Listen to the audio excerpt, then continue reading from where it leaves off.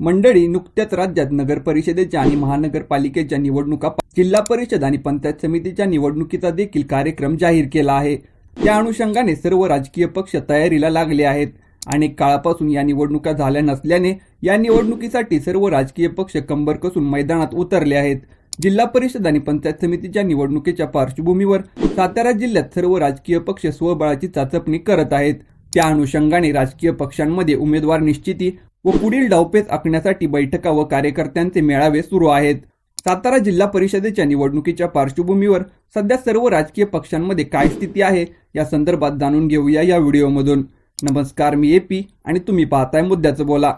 सातारा जिल्हा परिषदेवर राष्ट्रवादीच्या स्थापनेपासून राष्ट्रवादी काँग्रेसची सत्ता आहे. सातारा हा तसा राष्ट्रवादीचा बालेकिल्ला मानला जातो. तीच ताकद सातारा जिल्हा परिषदेवर अबाधित ठेवण्यासाठी या निवडणुकीत दोन्ही राष्ट्रवादीचे प्रयत्न आहेत. त्याच अनुषंगाने काही दिवसांपूर्वी मंत्री मकरंद पाटील यांच्या नेतृत्वाखाली राष्ट्रवादी काँग्रेस अजित पवार गटाची बैठक देखील पार पडली आहे. तर तिकडे शरद पवार यांच्या राष्ट्रवादीने देखील माजी मंत्री व शरद पवार यांच्या राष्ट्रवादीचे सातारा जिल्हा अध्यक्ष बाळासाहेब पाटील यांच्या नेतृत्वाखाली कंबर कसली असून उमेदवारांची चाचपणी करून मैदानात उतरण्याच्या तयारीत आहेत. मात्र नुकत्याच झालेल्या पुणे महानगरपालिकेच्या निवडणुकीत शरद पवार यांची राष्ट्रवादी व अजित पवार हे एकत्र आले होते. तशीच युती सातारा जिल्हा परिषदेत देखील होईल का याबाबत चर्चा जिल्ह्यात आहे. तर शिवसेनेने देखील स्वबळावर लढण्याची चाचपणी सुरू केली आहे अशी देखील माहिती आहे. मंत्री शंभूराज देसाई यांच्या नेतृत्वाखाली शिवसेनेने सातारा जिल्ह्यात आपले पाय रोवण्यास सुरुवात केली आहे. शंभूराज देसाई यांनी महायुतीमध्ये शिवसेनेचा योग्य सन्मान राखला नाही तर आम्ही आमच्या ताकदीवर लढू असं सूचक विधान केलं आहे. तर महायुतीतील शिवसेना आणि राष्ट्रवादीची जिल्हा परिषद निवडणुकीच्या अनुषंगाने बैठक झाल्याची बातमी देखील माध्यमांमध्ये आहे. त्यामुळे भाजपला डावलून जिल्ह्यात शिवसेना आणि राष्ट्रवादी महायुती म्हणून एकत्र लढेल अशी शक्यता आहे. सध्या जिल्ह्यातील सर्व आमदार हे महायुती सरकारमधील भाजप, शिवसेना व राष्ट्रवादीचे आहेत. त्यामध्ये सर्वाधिक 4 आमदार हे भाजपचे व त्याचबरोबर 2 मंत्री देखील भाजपचे आहेत. तर अन्य ठिकाणी जिथे महायुतीतील शिवसेना व राष्ट्रवादीचे आमदार आहेत तिथे अन्य पक्षातील नेते पक्षात घेत तिथे देखील भाजपने आपली ताकद वाढवण्याचा प्रयत्न केला आहे. त्यामुळे भाजप सातारा जिल्हा परिषदेत स्वबळावर लढणार की महायुती म्हणून हा प्रश्न आहे.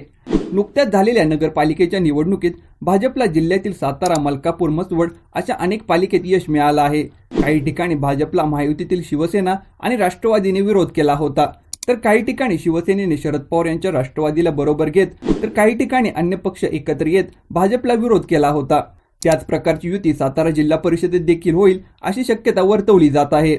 तर जिल्ह्यातील भाजपचा वाढता प्रभाव पाहत दोन्ही राष्ट्रवादी, शिवसेना आणि काँग्रेसला देखील बरोबर घेत एक नवीन समीकरण करून भाजपच्या विरोधात लढतील अशी देखील चर्चा आहे. ही निवडणूक दोन्ही राष्ट्रवादीसाठी महत्त्वाची ठरणार आहे.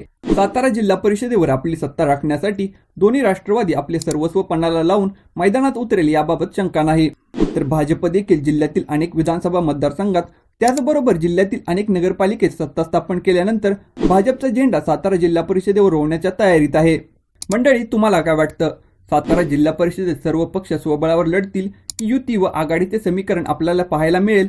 या संदर्भात तुमचं मत काय आहे ते आम्हाला कमेंट बॉक्समध्ये नक्की कळवा. आणि व्हिडिओ जर आवडला असेल तर अशा नवीन व्हिडिओ पाहण्यासाठी मुद्द्याचं बोला या यूट्यूब चॅनलला सबस्क्राईब करा.